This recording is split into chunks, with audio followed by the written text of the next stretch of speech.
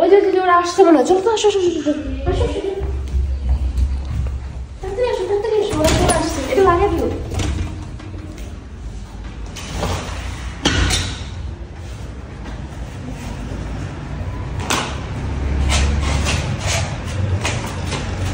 এলো এলো, তোমার জুতো করো, তোমার জুতো করো।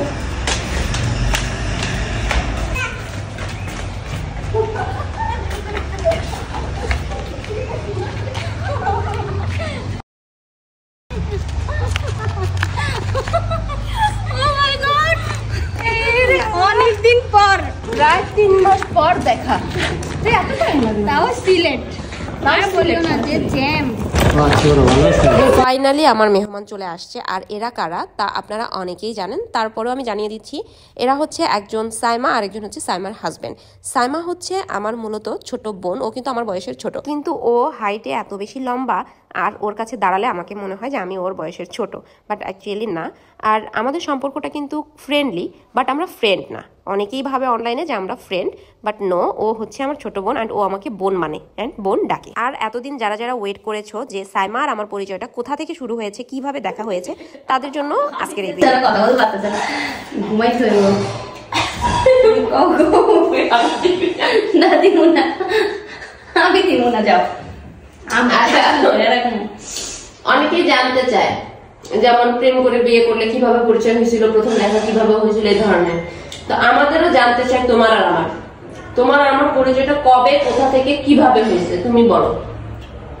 এটা অনেকেই জানতে চায়, আসলে অনেকেই জানতে চায় আপু কিভাবে পরিচয় বা কি, কোথা থেকে দেখা হয়েছে। আর বলে ও এতক্ষণ জার্নি করে আসছে, ওর অবস্থা একদম ভালো না। হ্যাঁ, তারপরে এটা বলে নাও, আমি আজকে সারাদিন কোনো ভিডিও আপলোড দেইনি, জাস্ট ভিডিওটা আপলোড দিব, তারপর তুমি ঘুমাই পড়ো। শুরু করবো?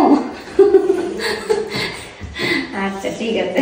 অনেকে আপনারা জানতে চান, আজকে আমরা সব ক্লিয়ার করবো, একদম ক্লিয়ার করি নাই। অনেকের মানে মনের মধ্যে খুঁতখুত করতেছে কিভাবে পরিচয়, কি হয়। আপনারা তো সবাই আমাদেরকে বানাই দিচ্ছেন আমরা বেস্ট ফ্রেন্ড। যাক, বেস্ট ফ্রেন্ড সবকিছু প্লাস একদমই মানে আজকে সবকিছু শেয়ার করবো আজকে আপনাদের সাথে। তো সালটা কত, 2022 মনে হয়, না 20 মনে হয়, 2019 আমার আগে বের হয়েছে। 2019 সালে আপুর প্রথম যে আইডিটা ছিল, অনেক বড় আইডি। তখন তো মানে টিকটকে যে এখন যারা ভাইরাল আছে তারা কেউই ছিল না, আপু তখন অনেক ভাইরাল ছিল। তো আপুকে আমি দেখতাম, আমি তখন টিকটকে অতটা অ্যাক্টিভ ছিলাম না, ভিডিও পোস্ট করতাম না। আমি শুধু আপুর ভিডিও অনেক দেখতাম, কারণ আপুর ভিডিও মানে ভাইরাল, ফর ইউতে শুধু ঘুরতো ওর ভিডিও দেখতাম। আমি কমেন্ট করতাম যে আপু আপনাকে অনেক ভালো লাগে আমার, আপু আমি আপনার সাথে, আপনার অনেক বড় ফ্যান্স, মানে এগুলোই মানে কমেন্ট করতাম সবসময়। আপু কখনো আমার কমেন্টের রিপ্লাই বা কমেন্টের মানে কোনো কিছু করে, কারণ হাজার হাজার মেসেজ আসতো, কমেন্ট আসতো, কোনটা তুই কোনটা করবো নিজে জানতো না। এরকম আমার মতো হাজার হাজার মানুষকে মেসেজ করতো। ওর যে আইডিটা ব্যান হয়েছে, হ্যাঁ ওইটা ব্যান হয়েছিল যে তখন। তো আমি আবার 2020-এ আমি আবার অসুস্থ হই। অসুস্থ হওয়ার পরে আমি ঢাকায় আসি, আমি প্যারালাইসিস হয়ে যাই। অনেকেই জানেন, আমার যারা মানে প্রথম যারা ফ্যান্স ফলোয়ার আছে তারা জানে।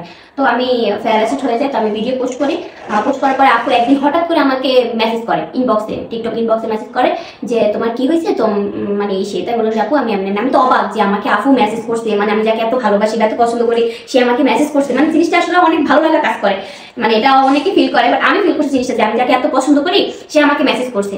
যাক, আপু আমাকে বলতেছে তুমি কোথায় কি হয়েছে না হচ্ছে, বললাম যে আপু আমি প্যালেস্ট হয়ে গেছি, আমাকে কারেন্টের শর্ট দেওয়া হচ্ছে। এই তাকে বলতেছি তোমার কোন জায়গায় আসো বা কি আসে, আমি সবকিছু দিলাম।